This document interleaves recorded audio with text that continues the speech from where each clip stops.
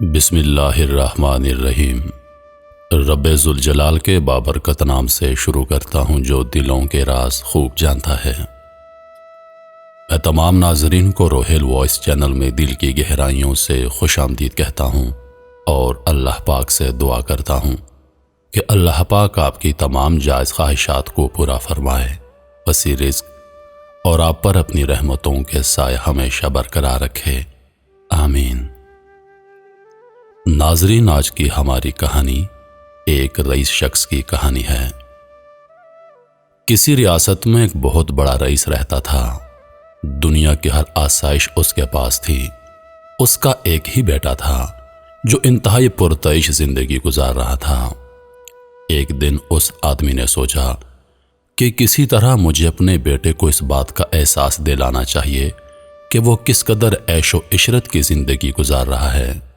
اسے علم ہونا چاہیے کہ ہمارے معاشرے میں بہت سے غریب لوگ رہتے ہیں اور وہ غربت میں کس طرح زندگی گزارتے ہیں، تاکہ میرے بیٹے کو ان چیزوں کی قدر و قیمت کا احساس ہو جو اسے میسر ہیں، اور اس مال و دولت کی قدر ہو جو میں نے اسے دے رکھی ہے۔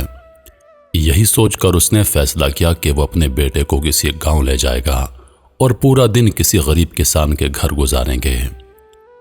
وہ اپنے بیٹے کے ہمراہ اپنی ریاست کے چھوٹے سے گاؤں میں پہنچا اور پورا دن وہ دونوں ایک کسان کے ہاں رہے۔ اس آدمی نے اپنے بیٹے کو پورا گاؤں دکھایا اور گاؤں کے لوگوں کا رہن سہن، کھانا پینا، پہننا اوڑھنا بھی دکھایا۔ غرض اس نے اپنے بیٹے کو گاؤں کی زندگی سے اچھی طرح روشناس کروا دیا۔ امیر آدمی کے بیٹے کے لیے یہ سب کچھ بہت نیا اور انوکھا تھا۔ وہ انتہائی دلچسپی سے سب کچھ دیکھتا رہا۔ گاؤں سے واپسی پر اس امیر نے اپنے بیٹے سے پوچھا، بیٹا یہ پکنک کیسے لگی؟ بہت اچھی، بیٹے نے جواب دیا۔ تم نے دیکھا کہ غریب لوگ کس طرح زندگی گزارتے ہیں؟ باپ نے پوچھا۔ جی ہاں، بیٹے نے مؤدبانہ لہجے میں جواب دیا۔ اور اس سب سے تم نے کیا سیکھا؟ باپ نے پوچھا۔ بیٹے نے کچھ دیر سوچ سمجھ کر جواب دیا، میں نے دیکھا کہ ہمارے گھر میں ایک کتا ہے اور ان کے پاس گاؤں میں 4 کتے ہیں۔ ہمارے پاس ایک سوئمنگ پول ہے جو ہمارے گھر کی حدود میں ہے، جبکہ ان کے پاس دریا ہے، ندیاں ہیں جن کی کوئی حد ہی نہیں۔ ہمارے پاس قیمتی بلب اور ٹیوب لائٹس ہیں جو ہمارے گھر کے باغیچے کو رات میں روشن رکھتی ہیں، جبکہ وہاں گاؤں میں غریب لوگوں کے سروں پر چمکتے دمکتے ستارے ہیں جو اندھیرا ہوتے ہی خود بخود چمکنے لگتے ہیں۔ ہمارے گھر کا لان گھر کی دیوار کے ساتھ ختم ہو جاتا ہے اور ان کے گھر کا لان وہ زمین ہے جو تحت نگاہ پھیلی ہوئی ہے۔ بیٹے کا جواب سن کر باپ لاجواب ہو گیا۔ بیٹے نے اپنی بات جاری رکھتے ہوئے مزید کہا، بہت شکریہ ابا جان کہ آپ نے مجھے بتایا اور دکھایا اور احساس دلایا کہ ہم کس قدر غریب ہیں۔ یہ سب آفاقی سچ ہے کہ سب کچھ صرف ہمارے دیکھنے اور سوچنے کے انداز پر منحصر ہے۔ ایک مشہور کہاوت ہے، ہم چیزوں کو ویسے نہیں دیکھتے جیسے وہ ہوتی ہیں، بلکہ ویسا دیکھتے ہیں جیسے ہم ہوتے ہیں۔ ہماری زندگی ہماری سوچ پر منحصر ہے۔